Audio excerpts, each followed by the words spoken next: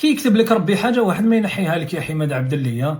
ورزمو المنشور تاعك قبل يومين كان ايجابي وكان رياضي وكان وطني. لازم كل اللاعبين كي يكونوا في لحظه غضب ما يتهوروش، لانه يقدر يعيط لك المدرب في اي لحظه، وهذا هو الصرا. حماد عبد الله رسميا في المنتخب الوطني الجزائري لخوض نهائيات كاس افريقيا 2019 بالمغرب. شكون عوض؟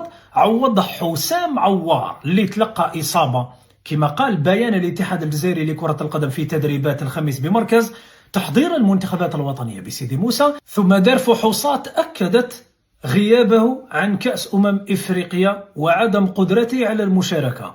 فلاديمير بيتكوفيتش عيط له مباشرة لحماد عبد الله، تفضل راك معانا في لاكوب دافريك. حماد عبد الله وجد دوزانو، الفريق تاعو دار بيان وتمنى له التوفيق، وعبد الله في معسكر المنتخب الوطني الجزائري بالرباط المغربيه. على بالي باللي كامل راكم فرحانين، كامل كنتوا تنتظروا لاعب بقيمه وامكانات ومستوى حماد عبد الله في المنتخب الوطني الجزائري. سابقا بيتكوفيتش واش كان يقول؟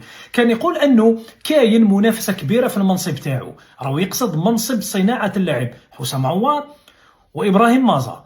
الان حماد عبد الله عوار مصاب، عيط له ليه. انا ايضا نحب مدربين اللي يخموا بهذه الطريقه. لو كان جا مدرب اخر وصرات سابقا يقول لك مادام دومونداوه كامل وداروا لي لابريسيون، نعيط للجوار واحد اخر وما نعيطلوش ليه باش ياكد انه خياراته في محلها. لكن بيتكوفيتش ما عندوش هذه الحسابات. برافو، عيط له لحماد عبد الله. الان نقدروا نقولوا انه القائمه زادت ولات قائمه مليحه بحضور عبد الله في قائمه تضم 28 لاعب. دوك يلعب تيتولار ولا ما يلعبش تيتولار هذيك حاجه واحده اخرى. هادو قرارات مدرب يجب ان تحترم فوق ارضيه الميدان.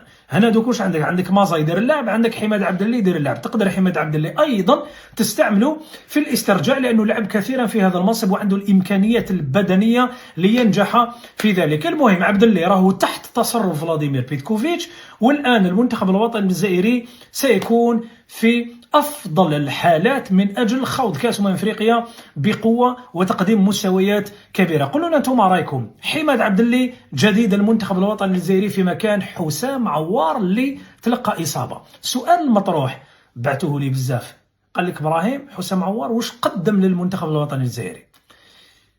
خلي نطرحه لكم وبعد انا اجيب بطبيعه الحال. شكرا، يعطيكم العافيه، تحيه للجميع، سلام.